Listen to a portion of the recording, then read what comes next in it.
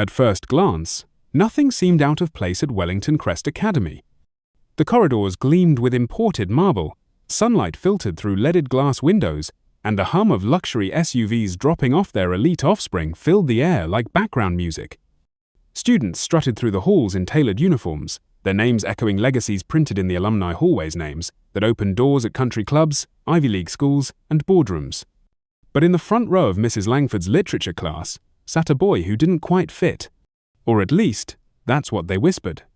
His name was Jaden Carter, 12 years old, African-American, quiet, sharply observant, with the kind of calm presence that made you forget he was just a kid. His notebook was always open, pen poised with intention. When he spoke rarely, it was with thoughtfulness and precision that made even the adults pause. He wasn't loud, he didn't demand attention, and maybe that's what made them uncomfortable. Jaden didn't come from generational wealth, he didn't drop names or wear monograms, his clothes were neat but simple, and his shoes always clean weren't some limited edition sneaker release. But when Mrs. Langford asked the class what the mockingbird represented in To Kill a Mockingbird, only one hand went up. His. And what he said made the room still, not because it was dramatic, but because it was true. Even Mrs. Langford nodded with genuine appreciation, but from the back of the room came a sharp scoff, deliberate and theatrical. "Oh, please," drawled a voice. "Didn't know we were letting the help sit in." A few students chuckled, more out of habit than humor. Others turned their heads down, not my business. The girl who spoke was Samantha Whitmore, blonde, polished, daughter of Richard Whitmore, general manager of the Solaria resort chain. She wore entitlement like a second skin, her lips painted in a smirk that said, "What? I'm just saying what we're all thinking." Jaden didn't react. Not a blink, not a word. He just lowered his hand, turned back to his notes, and continued as if nothing had happened. But something had happened. Because while Jaden stayed silent, the entire room had made a choice to look away, to pretend it was just a joke. That's how this sort of cruelty survived, not through punches, but through shrugs. And Samantha? She leaned back in her chair and whispered, just loud enough for her group to hear, "This place is for people like us, not charity mascots."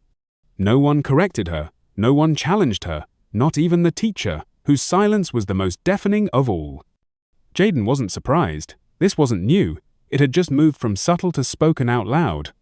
Because he didn't have the right last name, because his mum didn't lunch with trustees or chair galas, because sometimes dignity walked alone. Later that day, as students packed up to leave, Samantha passed by his desk and muttered one last jab. "Don't get too comfortable, Carter, not every room is for everyone." Jaden looked up just for a second, not in anger, just long enough to meet her eyes and let her see that her words, no matter how sharp, didn't reach the core of him. Because he knew who he was. And more importantly, he knew who his mother was. But the world didn't, not yet. 2 days later, at a place where privilege roamed free and names meant everything, Jaden walked through the lobby of the Solaria Grand Resort. He wore a dark polo shirt and jeans, nothing flashy, just respectful, understated, and he stood alone at the marble front desk with his reservation number in hand. "My mother reserved the suite," he said softly to the receptionist. "She'll be arriving shortly." The front desk clerk, a young woman named Maria, checked the system. Her eyes widened slightly, seeing the name attached to the booking. "Ah, yes, executive priority, the Carter suite." But before she could proceed with check-in, the sound of designer heels clicking on tile interrupted everything. Samantha Whitmore. She had been having brunch on the terrace, sunglasses perched like a crown on her golden hair. But now, her expression was pure disbelief as she stormed through the lobby. "What's he doing here?" Maria looked confused. "He has a—" Samantha cut her off with a scoff that could slice glass. "This is my father's hotel. He can't just waltz in and pretend he belongs." She turned to Jaden, her tone loud enough for the other guests to hear. "Did you take a wrong turn, or are you delivering something?" Jaden looked at her calmly. "I'm checking in." Samantha's laugh was cruel. "What, your mum's the cleaning supervisor?" Jaden didn't answer. He didn't need to. But Samantha wasn't done. She turned back to Maria. "If you check him in, you're finished. My dad will hear about this." Then, as if on cue, her father, Richard Whitmore himself, emerged from a side hallway, tall, silver-haired, confident, the man who ran the Solaria like a private kingdom. "What's going on here?" he asked, annoyed. Dad, Samantha said, voice rising like an alarm. This kid is trying to check into our top-floor suite. He says his mother booked it. Amelia Carter. Seriously? Richard barely glanced at Jayden before saying, Sorry, son. This is private property. You can't just walk in and make up names. Then, in front of guests, staff, and his own daughter, he reached out and grabbed Jayden by the arm. But Jayden didn't panic. He didn't fight. He simply said, Sir, you should probably wait for my mother. And just then, the lobby doors opened, and in walked a woman in a tailored slate-grey suit, heels tapping an elegant rhythm, with a leather briefcase in one hand and fire in her eyes. She saw the scene, her son being dragged, the embarrassment, the disbelief, and she didn't raise her voice. But when she spoke, the air changed.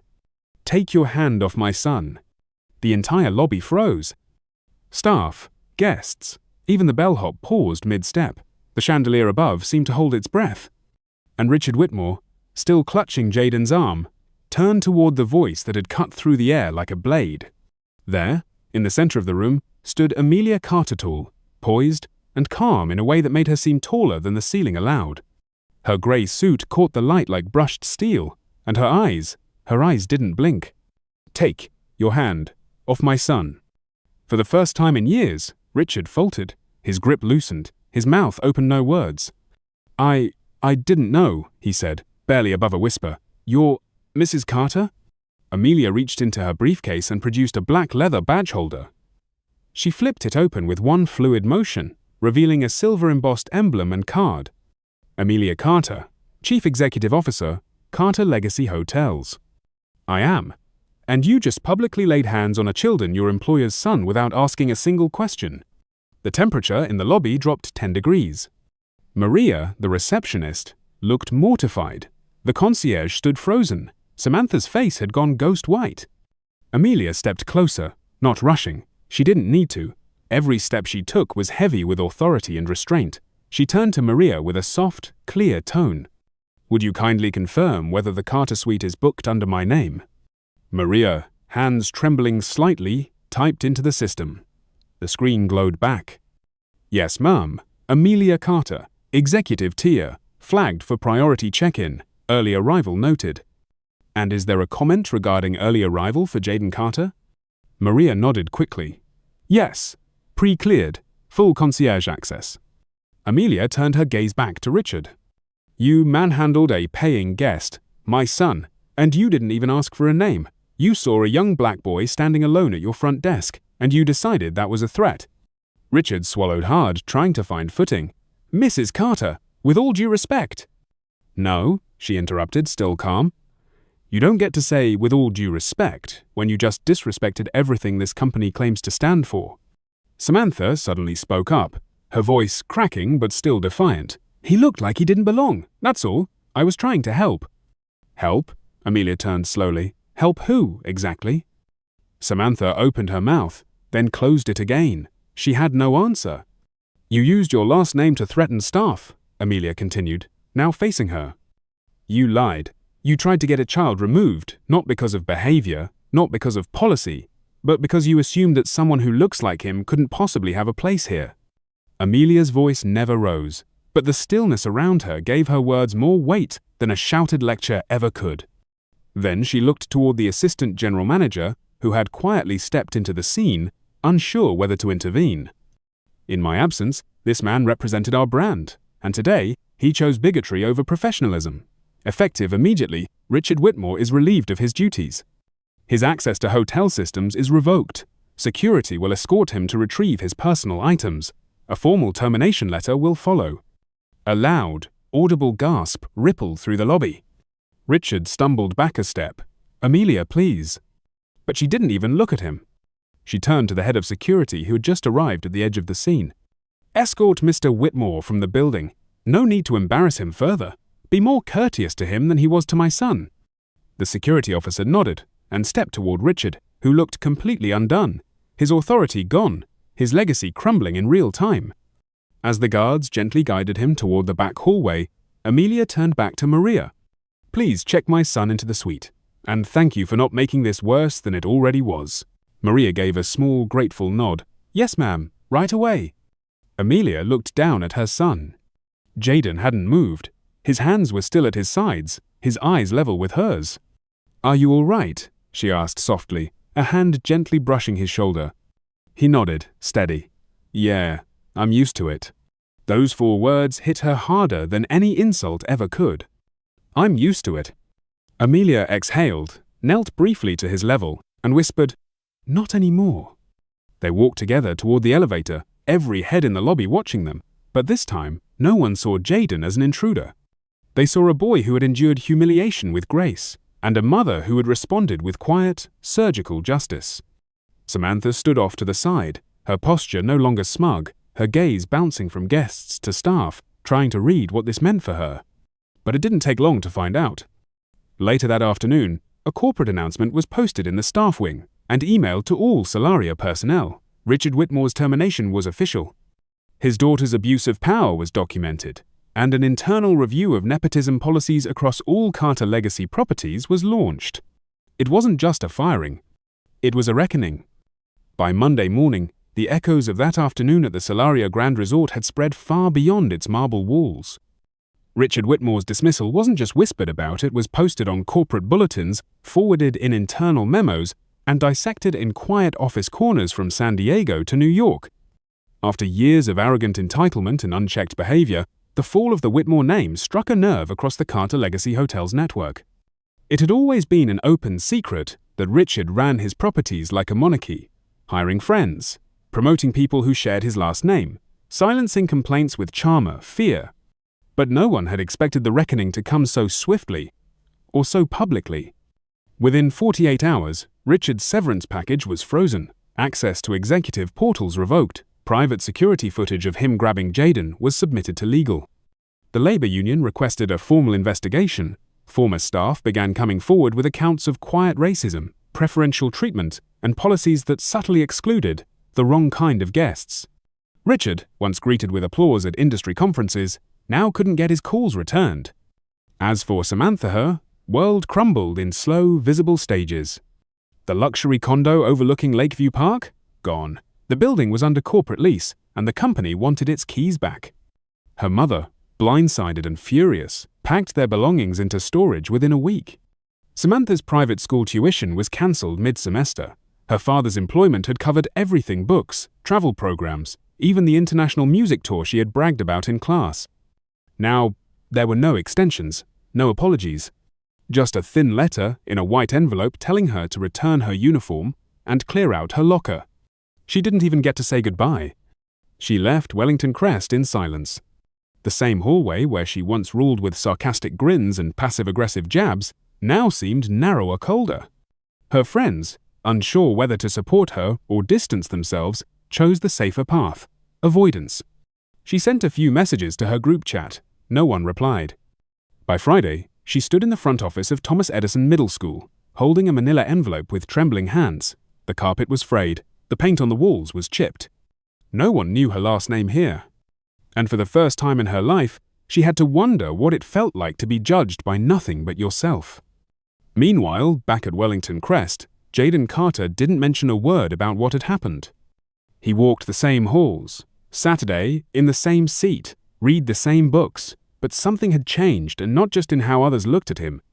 It was in the way silence followed him now, not the cold, dismissive kind, but the respectful hush people use in the presence of someone who has endured and didn't break. He didn't gloat, he didn't smirk. He didn't have to. Even Mrs. Langford, his literature teacher, now called on him more readily, eyes softer, tone less clipped. Perhaps she had seen, as many had, how easily the quiet ones are underestimated, until they're not.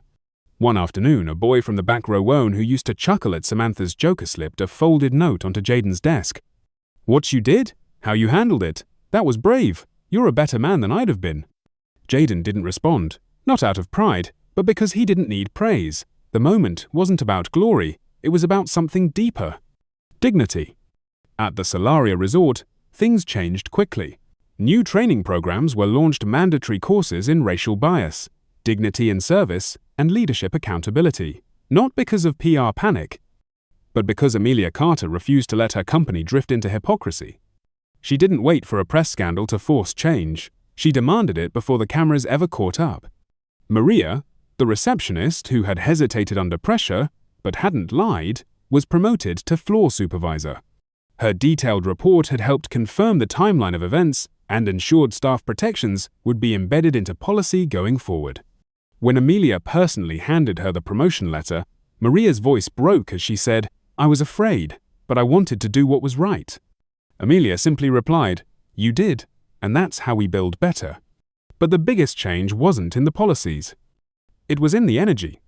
Staff began walking a little taller. Guests noticed a subtle, shiftless stiffness, more sincerity. Employees who had once been too scared to report misconduct now found their voices. Not because they were louder, but because someone had finally listened. And as for Amelia and Jaden, their bond grew even stronger in the quiet spaces between public moments. One evening, a week after everything happened, as they sat across from each other at the dining table in their modest but elegant apartment, Amelia asked him softly, "Do you regret how it all played out?" Jaden thought for a long moment, then shook his head. "I didn't want anyone to get hurt. I just wanted to be treated like I belonged." Amelia reached across the table, took his hand, and held it longer than usual. "That's not weakness, Jay," she said. "That's strength, quiet strength, the kind most people don't even understand until it's standing right in front of them." Weeks passed, and though the storm had quieted, the air around Solaria still carried something different, something harder to name but impossible to ignore. Guests began noticing it in the little things: the warmth of the front desk, the attentiveness of the staff, the absence of fear when mistakes happened. Something had been rooted out, and something better had quietly taken its place. Amelia Carter didn't release a press statement. She didn't hold a press conference. She simply made changes, real ones, the kind you don't post about for credit. She launched an internal review of every resort under Carter Legacy's name-hiring independent auditors, opening anonymous staff feedback lines, and rotating executives who'd sat too long in unchecked seats. "Power," she said once to her board, "is not the privilege to rule without question. It's the burden to correct without delay." As for Jaden, his life didn't suddenly become easier, but it became clearer. He wasn't the poor kid at a rich school anymore. He wasn't the boy who didn't belong. He was just Jaden, the one who sat front row, the one who listened closely, the one who had stood still when the world tried to move him aside and watched the world move instead. His quiet strength, once dismissed, became a force of respect, not popularity, not pity, but respect. And maybe that was better. At school, teachers no longer hesitated to ask for his thoughts. Students who used to avoid eye contact now nodded in the halls. Some even offered hesitant smile zones that weren't out of guilt, but out of recognition. One day, in literature class, Mrs. Langford introduced a new unit on Invisible Man by Ralph Ellison. When she asked who wanted to start the discussion, several hands went up, including Jaden's. But this time, when he spoke, no one rolled their eyes. No one scoffed. Instead, the room went silent, not out of discomfort, but attention. Meanwhile, somewhere across town, Samantha Whitmore sat alone at the public library, hoodie drawn, earbuds in, her fingers skimming an outdated textbook. She didn't speak much at her new school. She didn't sit in the front row anymore. The girl who once had the loudest laugh now avoided drawing eyes at all. And though she never said it out loud, the shame followed her everywhere. Not because she'd been caught, but because she had finally seen what she'd never had to notice before. The way people look at you when they've already decided who you are. The hesitation in a teacher's voice when your last name doesn't matter. The weight of silence when no one rushes to your side. She had lived that for 3 weeks and it had already begun to crack her world. Yet Jaden had lived it his whole life, and somehow he hadn't cracked at all. That realization stung in a way no punishment ever could. She hadn't apologized. Not yet. Maybe one day she would. But that day hadn't come, and until it did, the silence between them said more than any apology might. Back at Solaria, Amelia stood at the grand balcony one morning, coffee in hand, watching the sun rise over the manicured courtyard. Marietta, newly promoted supervisor, joined her briefly with an update. Guest satisfaction scores had improved. Employee morale was up. But more than that, people seemed to breathe easier. "Funny," Maria said, "how one moment can change everything." Amelia smiled faintly. "It didn't change anything, Maria. It just revealed the truth that was already there." And that was the point. What happened in that lobby wasn't just a scandal, it was a mirror. And everyone who saw it had to ask themselves, what did I do when it happened? What would I do if it happened again? That quiet question would ripple through the company long after headlines moved on. On the last day of the semester, Jaden returned home with a letter in his backpack. It was from the Young Civic Leaders Fellowship, a national program for youth with extraordinary leadership and moral courage. He had been nominated and accepted. When Amelia read the letter, her throat tightened, not just with pride but with something deeper, relief, gratitude, maybe even awe. Because her son hadn't just survived that moment. He had grown through it. He had taught her and everyone watching that you don't need to shout to be heard, you don't need revenge to win, and you don't need a famous name to leave a mark that matters. You only need to stand still when it counts. That night, as they sat on the couch, watching the news in silence, Jaden turned to her with that thoughtful look she'd known since he was 5. Do you think people change? He asked. Amelia paused, then nodded slowly. I think people can change, if they want to, if they're willing to lose the lies they tell themselves. Jaden looked down. Even Samantha? Amelia smiled gently. Maybe especially Samantha. He didn't answer right away, but he didn't dismiss it either. Because deep down, he didn't want to see anyone ruined. He just wanted to live in a world where being him wasn't something to apologize for. And maybe that was already starting to happen. As we close this story, we leave you with a question. Have you ever judged someone by where they were without knowing how far they had to travel just to get there? Because sometimes, the strongest person in the room isn't the loudest. It's the one who stands in silence, waits for truth to speak, and refuses to step aside when the world says, you don't belong.